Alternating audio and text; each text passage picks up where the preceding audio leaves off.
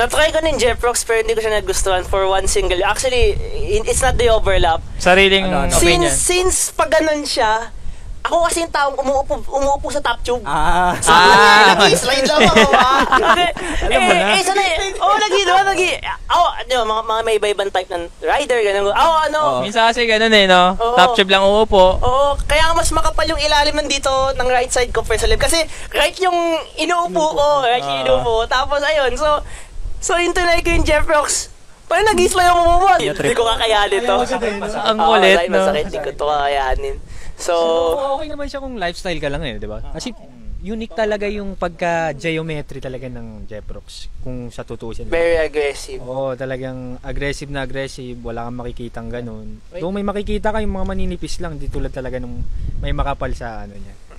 Pagdating sa Jeprox. Pero kasi ngayon hindi na nagtatagal sa isang owner yan Oo. Like, benta-benta na lang, pataas ang pataas. Makita nila yung price. Pataas ang pataas. Nakita nila yung price, syempre mati-trigger sila i-let go dahil sa price na yun.